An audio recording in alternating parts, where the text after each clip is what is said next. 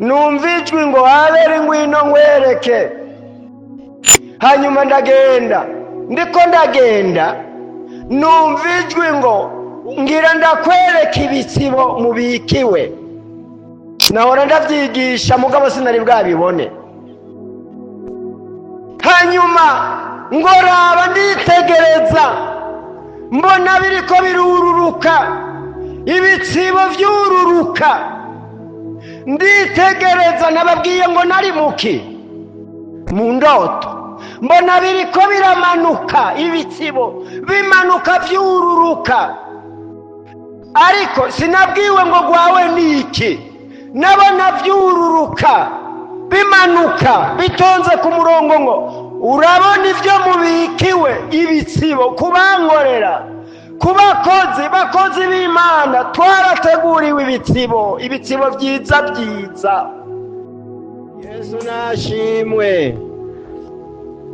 Kuri uyu mugoroba turabona ko dukoranye muri kino gikorane cyo kwitanga gukorera Imana. Turirimbye ngo ni vyiza kugira gute? Gukorera Imana. Ni vyiza gukorera Imana. Imana yaduhamagaye, Imana yaduteguriye igisagara turiko turajamwo mu ijuru. Dukwiye kuyikorera, umuntu akavyumva ko akwiye kuyikorera. Ugeze mu bibazo, ugeze mu bikomeye, ucuhamagara Imana, tebuka bya bikorwa nagukoreye. Yesu nashimwe. Kwibutsa Imana ibikorwa, kwibutsa Imana ivyo umuntu yakoze. Shengero ry'Imana mukoraniye hano muri kino gikorane kuri uyu mugoroba, dukorera Imana, twitange mu gikorwa c'Imana. Ezekiya ngo ararira cyane atibuka ivyo nagukoreye. Yesu nashimwe. Kwibutsa iki? Kwibutsa Imana iki? Ibikorwa. Jewe ngira ndabashingiriye indahe gatoya. Natanguye gukora ibikorwa vy'Imana muri iri shengero ryacu rya Pentecote mfise imyaka 8. Nabatirizwe mfise imyaka 8. Nukugeza n'uyu munsi sindarambirwa kuyikorera. Nguma nkora kuko narasezeranye ngo nzokorera Imana kugeza ryari. Mweho mwavuze ngo iki? Kugeza ryari?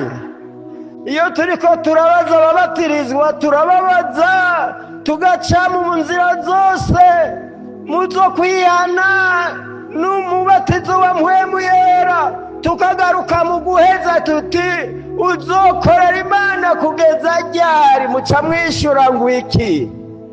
Kugeza gupfa. Hafi rero yo gupfa nihaje bakaba mu birenge ngo yatimvye, bagafata hano ku mutima, bakumva umutima uracyatera, ngo ariko ngo agatima karatera, ngo buhoro buhoro. Hafi yo gupfa. Umukristo nawe yavuze ngo je ndi umukristo. Kugeza ryari? Kugeza ryari? Kugeza gupfa. Ibi bikorwa vy'Imana dukwiye kubikora. Ndababwiye ati jewe natanguye kubikora mfise imyaka 8. N'ubu ndiko ndabandanya, ndiko ndashishikara. Ntibigikunda ko nduga umusozi. Nibutse tuvuye Buhoro, hataraboneka urusengero, tugiye ku kibanza ca mbere c'Ibutahana, twaduze hari ijya misozi nayiduga nyaruka. Ariko mwabonye hasi nshobora kumanuka ndifatije hano, ngenda ndondera ikimfasha kugira ngo manuka hamanuka. Twaraduze ijya musozi tuvuye Buhoro, turaduga n'Ibutahana. Ndibuka ko batwakiriye tubonye ikibanza c'Ibutahana ku mupasitori wa Apolo yitwa Nyandwi. Turahava turamanuka ni mu Kivogero, dusanga umugabo umwe w'idini kanaka umurongozi yabo. Ati wa mugabo uboregwa uri umurongozi nta soni, urabona ivyo bintu urimo? Ngo rengana mwebwe ni murengane mwidini. Imisozi kuduga. Ibi bikorwa turiko turakora nditurambigwe kuko nivyo twibutse Imana tugeze mu bikomeye. Uwundi munsi jewe nari mu bikomeye birenganye, hanyuma numva ijwi ngo va ahantu, maye nsengera mu mutima ati Mana ndacagukorera canke biraheze.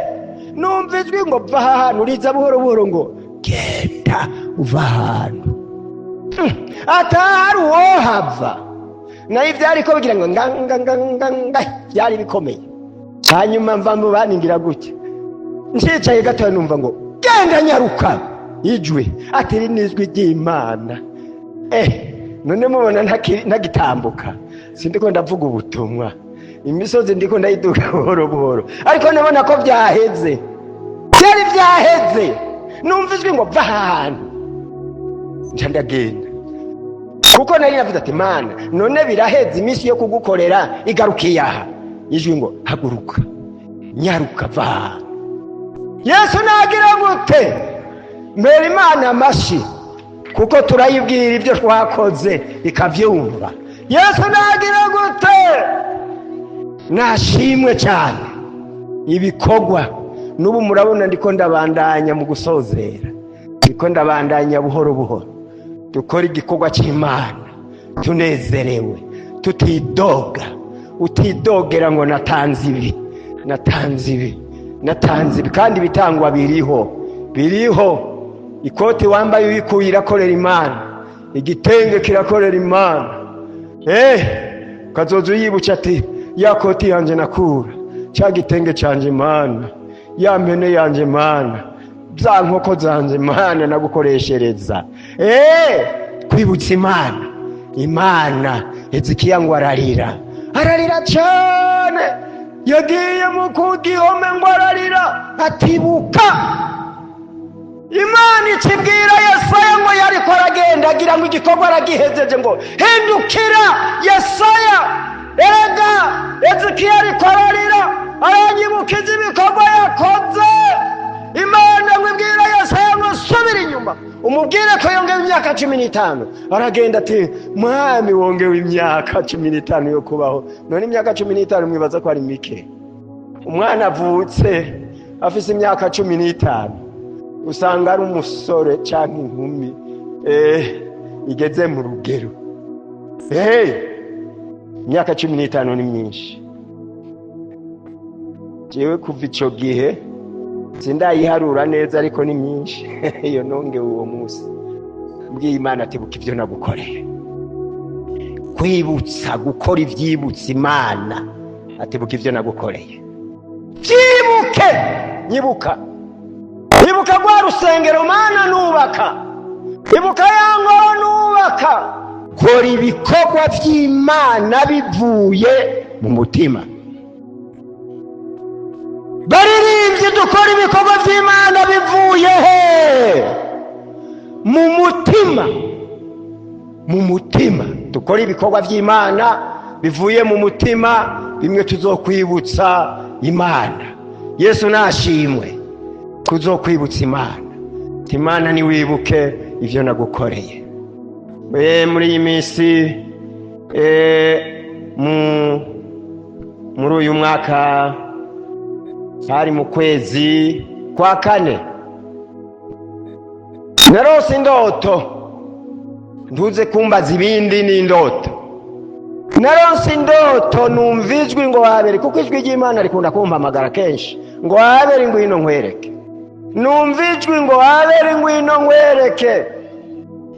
Hanyuma ndagenda, numva ijwi ngo ngira ndakwereka ibitsibo mubikiwe. Nahora ndavyigisha mugabo sinari bwabibone. Hanyuma ngoraba nditegereza, mbona biriko birururuka, ibitsibo vyururuka. Nditegereza, nababwiye ngo nari muki mu ndoto, mbona biriko biramanuka, ibitsibo bimanuka vyururuka. Ariko sinabwiwe ngo gwawe niki, nabona vyururuka bimanuka bitonze ku murongo, ngo urabona ivyo mubikiwe ibitsibo kubankorera, ku bakozi b'Imana twarateguriwe ibitsibo byiza. Ndababwira ati nahora nigisha ku bitsibo sinari bwabibone, ariko naravyiboneye amaso ku yandi ukuntu biriko biramanuka, mbona vyururuka bimanuka. Siniyumviye ati gwanje nikiye, kuko nari namaze kumva ngo ngira ndakwereka ibitsibo mubikiwe. Yesu nashimwe, turabikiwe shengera ibitsibo tuzohabwa mw'ijuru. Abakoreye Imana bivuye mu mutima, abariko bakorera Imana bivuye mu mutima, twarabikiwe ibitsibo. Bakozi b'Imana turiko tuduga imisozi, ntiturambigwe ntitunanigwe, kuko twarabikiwe ibitsibo tuzobihabwa tugezeyo. Hariya mu Vyahishuriwe Yohana havuga ngo ndaza vuba nzanye iki? Ingero. Ndaza vuba nzanye ingero, kugira ngo ngerere umuntu wese ibikwiranye n'ivyo yakoze. Aha rero turi mu rugendo, turiko turaja mw'ijuru. Ibi bikorwa turiko turakorera Imana, turiko turabikora wogira ngo turaruha, kandi harimo kuruha. Naho turuha, naho biremereye, tubikore, kuko hariya iyo turiko turaja, je nahishe hirya ya vyose. Yesu nashimwe. Iyo turiko turaja hariya hirya ya vyose niyo tuzobisanga, ngo ibikorwa bimwe biratwitangira imbere, ibindi bikaza bikadukurikira ibikorwa. Ibi bikorwa turiko turakorera Imana n'ibikorwa tuzohemberwa ingero. Soma hariya, tugende hajya mu Vyahishuriwe Yohana, iryo jambo turisome. Ivyahishuriwe Yohana 22, turabe umurongo wa 12. Ngwino pastor usome, ngwino dufashe. Umurongo wa 12, 22. Ndaza vuba nzanye ingero, kugira ngo ngerere umuntu wese ibikwiranye n'ivyo yakoze. Urakoze, ngo ibikwiranye n'ivyo yakoze. Jewe Abeli nzohabwa ibikwiranye n'ivyo nakoze, uwundi azohabwa ibikwiranye n'ivyo yakoze, n'uwundi azohabwa ibikwiranye n'ivyo yakoze. Yesu nashimwe.